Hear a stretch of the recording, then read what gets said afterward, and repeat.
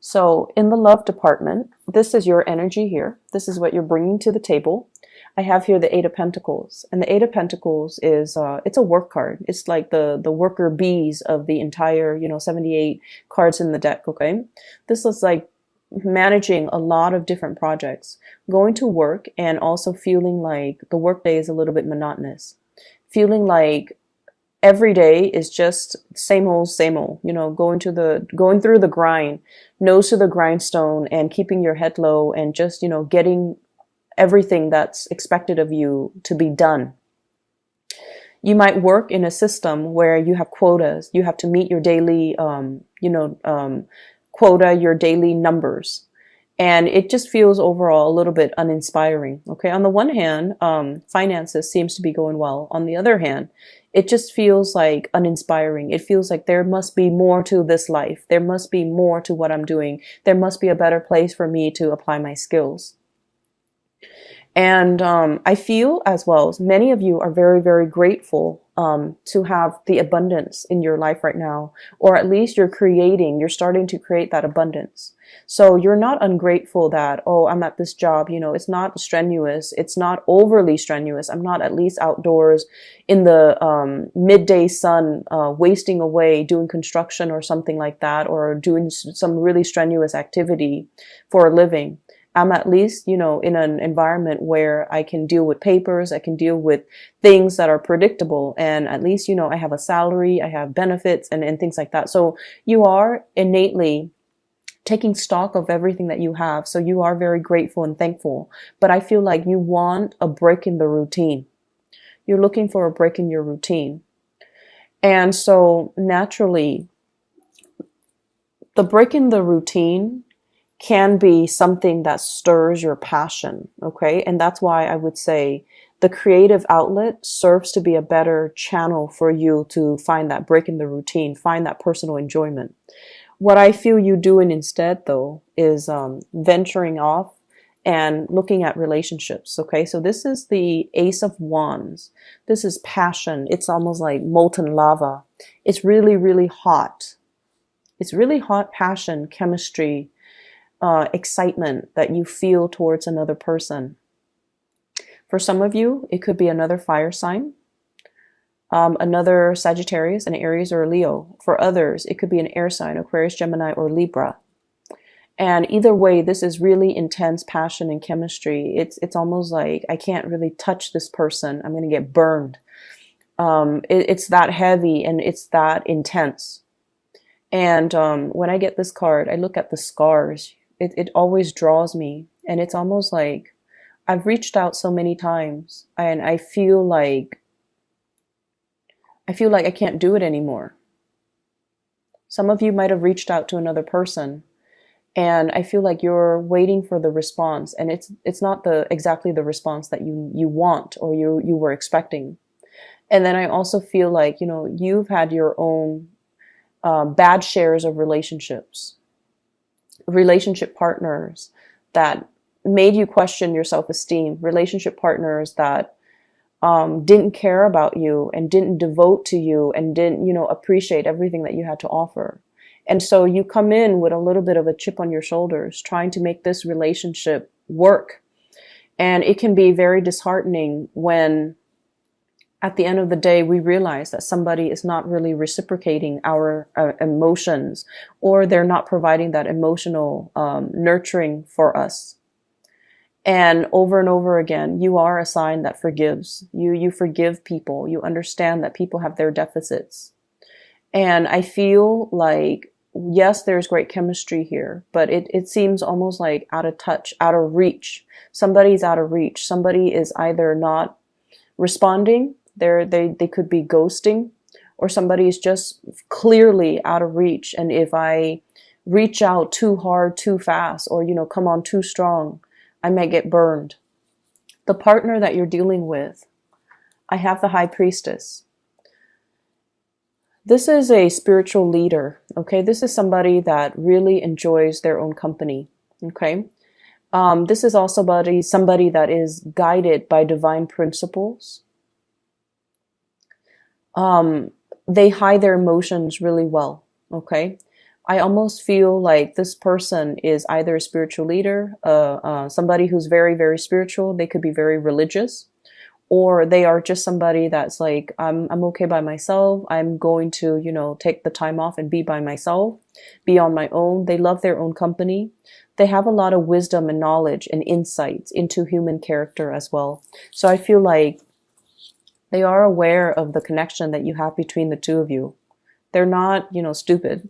They feel things, and they feel the vibrations before the physical thing even appears. So it's almost like, you know how you Sagittarius people tend to walk a little fast? You have either you walk fast, or you move in a very deliberate way. You get things done. And it's almost like when they're around you, you know, even before you turn the corner, they can feel the vibrations of your footsteps. So they're that sensitive. They are aware of your presence. They are aware of when you turn the corner, when you're in the same room, there could be a lot of other people. They are very aware of your presence, and they might even notice you. But I feel like their energy is one that is very platonic.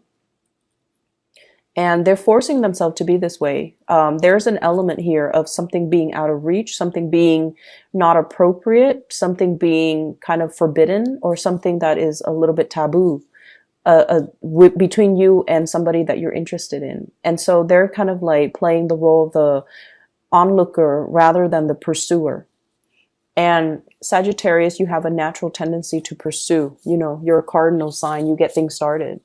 And when you feel the object of your affection, you beeline it for that person. And so your intentions, your feelings are actually very, very clear. I just want you to understand that. The way you feel about another person is very, very crystal clear. They are aware of how you feel about them. And the energy flows mutually, because this Ace of Wands is in the center of this love spread. It means that on both sides, you both feel it, okay? There's no denying chemistry is really strong, and there's no denying there is really strong passion and just desire and, you know, that physical attraction that we have towards another person. You find them mysterious. You find them very caring, but very aloof. They give great advice. They give great wisdom, and they have like a ton of just life experiences under their belt. But I also feel like there's an element here of a divide, almost like an emotional divide between two people. And it's really hard to bridge. Okay. And so the other person I feel like that you're dealing with as well, we have here the Queen of Swords. This is an air sign, Aquarius, Gemini, and Libra.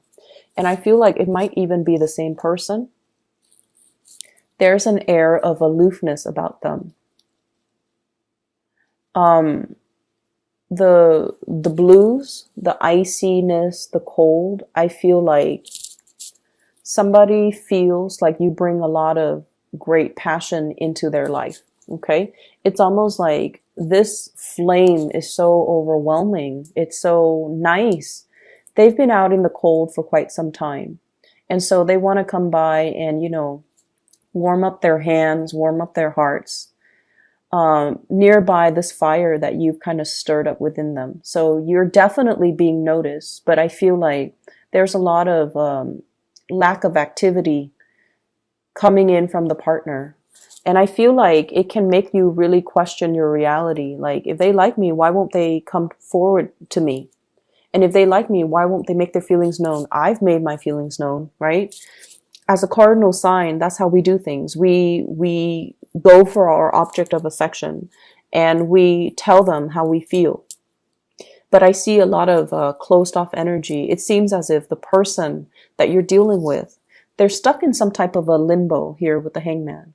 They're in a situation where they want to reach out too, but they're tied and tethered to other things. Possibly a home, a marriage, another family, another relationship. Or they're at a point in their life right now where they're focusing on themselves and how to, you know, better themselves, that they can't give you what they feel you deserve. So somebody that you're dealing with is that spiritually evolved, where they see the reality of a situation, and as a result of it, they're holding back. They're holding back. But rest assured, I definitely feel that they know the connection is there. They feel the connection, and in a way, they know how you feel about them.